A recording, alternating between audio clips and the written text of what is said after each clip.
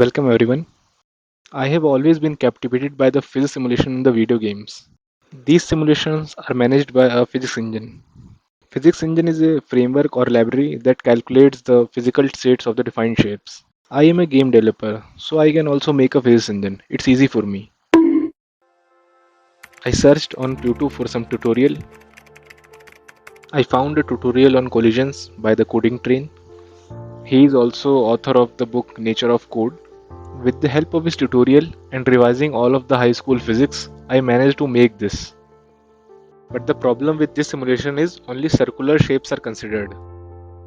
And also there is no concept of rotation and friction. Currently the process function look like this. Here I am solving the collisions and in the next line I am calculating the movement. In this loop I am iterating on all the rigid objects. In the next line I am changing the position of the objects according to their velocity. Then again in the next line the velocity of the objects is changed according to the gravity and acceleration. Solving the physics interaction between the circles is relatively easier than other shapes. To check if two circles are colliding, we just need to compare the distance between the centers and the sum of radius of both the circles. To actually resolve the collision, we need to understand what happens when two objects collide.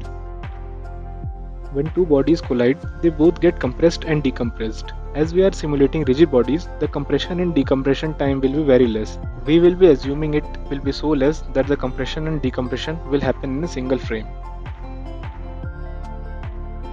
So in our physics engine, whenever a collision occurs, we first need to separate them to remove the interpenetration. Then we have to change the velocity of the objects. But how much velocity do we need to change? The change of the velocity is based on the forces acting on the bodies during the collision. So suppose a force F1 and F2 acts on bodies during the collision. So the change in the velocities will be F1 into dt and F2 into dt. Here dt is the time difference between two physics frames. Force multiplied by a very small time step is called impulse. Now we need to take help from the third law of Newton. According to his third law of motion, every action has an equal and opposite reaction. So when two objects collide, they will feel equal reaction forces. So F1 will be equal to F2. If F1 is equal to F2, then impulse 1 will also be equal to impulse 2. But how do we find the impulse? To find the reaction impulse, we will take help from Newton's other law, law of restitution. He coined a value called coefficient of restitution and stated that this is the ratio of relative velocity of separation and relative velocity of approach when two objects collide. So now we have three equations. Solving this will give us the value of the resulting impulse and then we can use this impulse to find out the velocity of objects after collision. This is all you need to know to simulate whatever you saw in these videos. It is not optimized but still looking cool and you will be able to simulate nice amount of circle. Now we have to include other shapes and rotations in the calculation. For now I am supporting convex shapes only because determining if concave shapes are colliding is a bit tricky. Those who don't know about convex and concave shapes, the shapes with a cave are concave shapes and all other shapes are convex shapes. Or mathematically speaking, if any of the diagonal lies outside of the shape, then the shape will be called concave. The algorithm I am using for collision detection between convex shapes is called separating axis theorem. This theorem is based on a simple principle. If two convex shapes are not colliding, then there must exist a line or axis that separates them. And this separating line will be parallel to one of the sides of either shape and will lie between two shapes without intersecting them. To learn more about the separating axis theorem, I will add a video link in the description. The SAT algorithm will give us three values. Are the shapes colliding?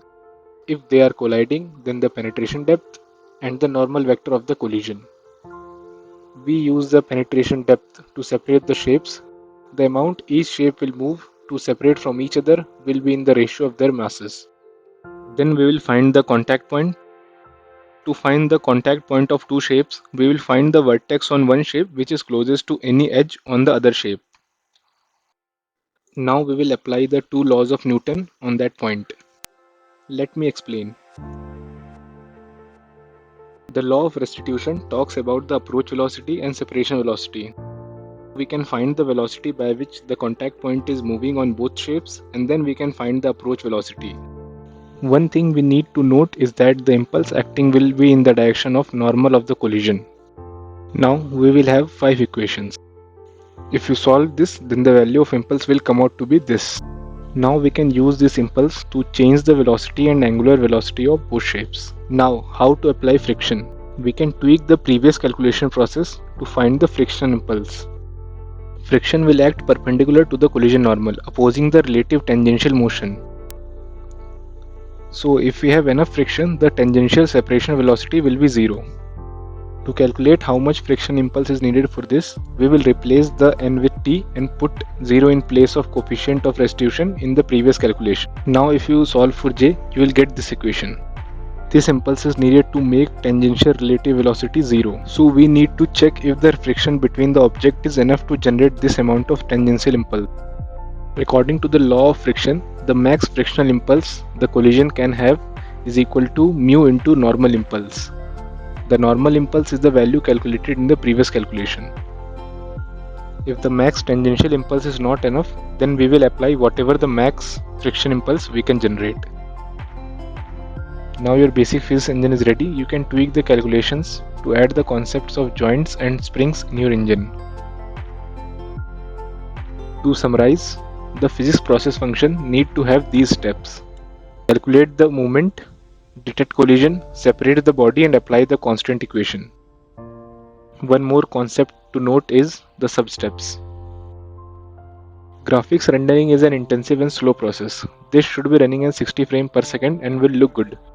But your physics engine might need more frame rate to solve the physics more precisely. So we can divide the delta time by some value and run the physics process many times between the graphic frames.